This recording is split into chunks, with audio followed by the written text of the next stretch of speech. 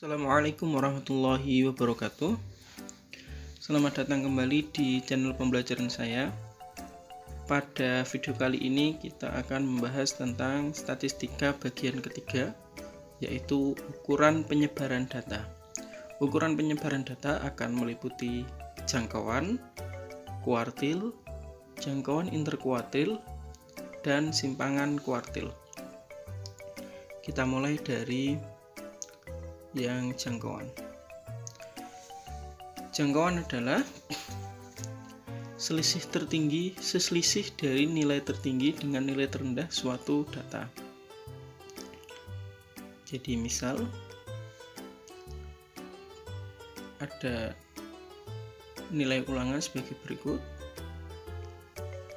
8, 8, 7, 9, 8, 6, 7, 8, 9, 9, 9. Tentukan jangkauan dari data tersebut. Dari data dapat diketahui bahwa nilai tertingginya 9, nilai terendahnya 6. Maka jangkauannya adalah nilai tertinggi dikurangi nilai terendah. 9 dikurangi 6, 3. Hanya seperti itu. Lanjut ke kuartil. Pengertiannya, kuartil adalah ukuran yang membagi data yang sudah diurutkan menjadi 4 bagian yang sama banyak. Sebuah data diurutkan terlebih dahulu, lalu dibagi menjadi 4 bagian yang sama banyak. Dalam sebuah gugus data akan terdapat 3 buah kuartil, yaitu kuartil 1,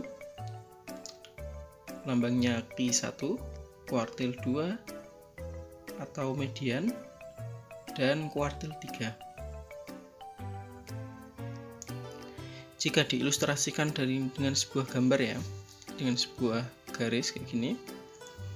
Misalkan satu garis full ini adalah data 100%. Seluruh data. Lalu kuartil akan membagi data menjadi 4 bagian sama. Bagian 1, bagian 2, bagian 3, bagian 4 sama banyaknya. Nah, dalam satu gugus seperti ini akan ada 3 kuartil tadi. Kuartil 1, kuartil 2, dan kuartil 3.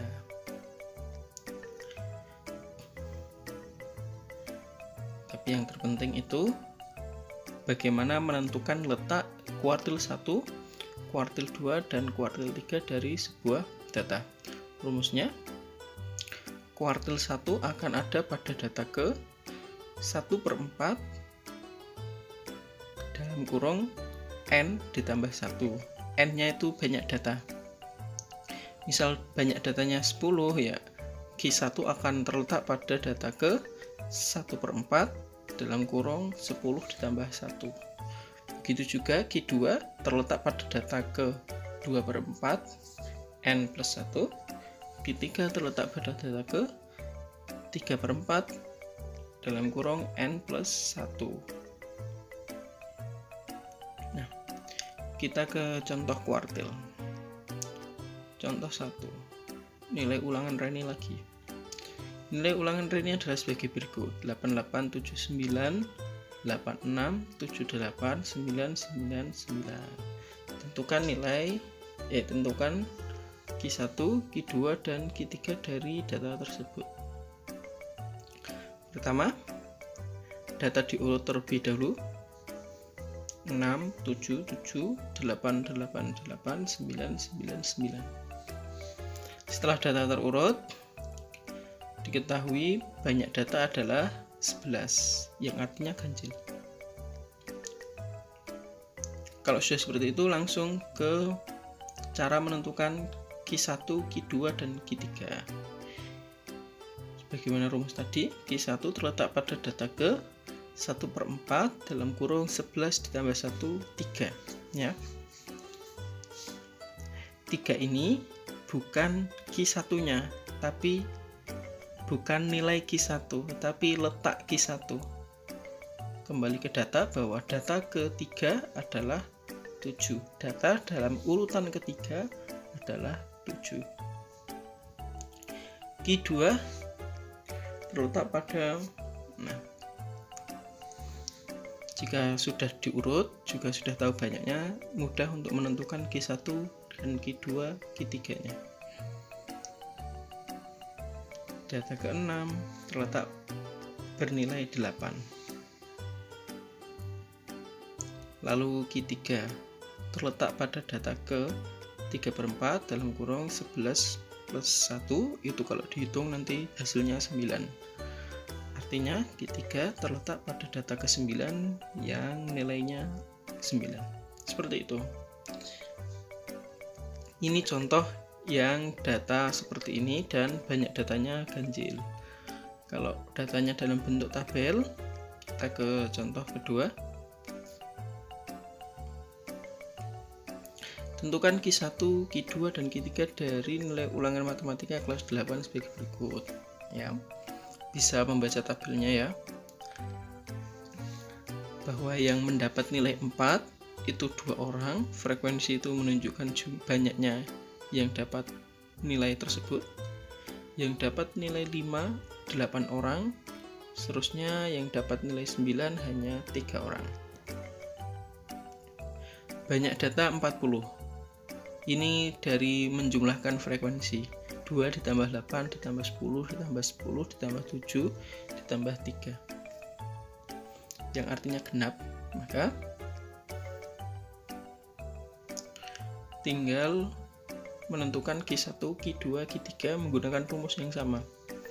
Q1 terletak pada data ke 1/4 dalam kurung 40 plus 1. Nanti hasilnya 10,25. Data ke 10 2,5 artinya data ke 10 ditambah data ke 11 dibagi 2. Rata-rata dari data ke 10 dan data ke 11. Data ke 10 itu 5, data ke 11-nya 6. Sehingga rata-rata dari 5 dan 6 adalah 5,5. Lanjut. Q2 terletak pada data ke 2/4 dikali 40 tambah 1, sehingga hasilnya 20,5. 20,5 ya, maksudnya ada komanya seperti ini, maka Q2 terletak pada data ke 20 dan data ke 21 yang nilainya nanti dirata-ratakan. Data ke 20 itu 6, data ke 21 itu 7, maka rata-rata dari 6 dan 7 adalah 6,5.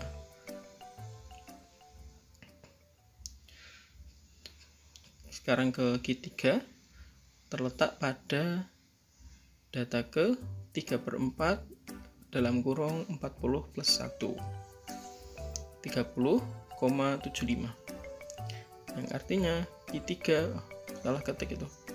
Q3 adalah data ke 30 ditambah data ke 31, nilainya dibagi 2. Data ke 30 70, 7, data ke 31 itu 8. Rata-rata dari nilai keduanya adalah 7,5. Itu kuartil, memang yang agak sulit di kuartilnya. Lanjut ke jangkauan interkuartil. Jangkauan interkuartil ialah selisih antara kuartil atas atau Q3 dan kuartil bawah atau Q1 ya. Nama lain dari Q3 itu kuartil atas, dan nama lain dari Q1 itu kuartil bawah. Dan jangkauan interkuartil adalah selisih keduanya, berarti Q3 dikurangi Q1. Simpangan kuartil ialah, lanjut ke simpangan kuartil karena mereka berhubungan. Simpangan kuartil adalah setengah dari jangkauan interkuartil. Nah, lambangnya QD. QD adalah setengah dari QR. QR yaitu tadi jangkauan interkuartil, atau QD juga sama artinya setengah dalam kurung Q3 dikurangi Q1.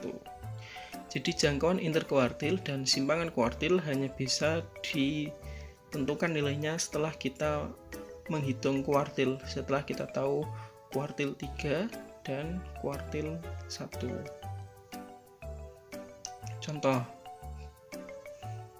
misalkan dari sebuah data sudah diketahui bahwa Q1 dan Q3-nya adalah 7 dan 9, tentukan jangkauan interkuartil dan simpangan kuartilnya. Ini dari data ulangan nilai Reni tadian, Q1-nya 7, Q3-nya 9. Kalau sudah seperti itu, kita bisa menentukan jangkauan interkuartilnya, yaitu selisih dari Q3 dengan Q1, 9 dikurangi 7, 2, dan simpangan kuartil yang setengah dari simpangan jangkauan interkuartil. Berarti setengah dikali 2, 1. Nah, mudah. Yang susah di kuartil, nanti jangkauan interkuartil dan simpangan kuartilnya mudah.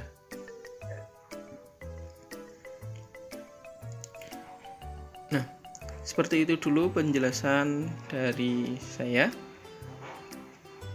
Kurang lebihnya mohon maaf. Wassalamualaikum warahmatullahi wabarakatuh.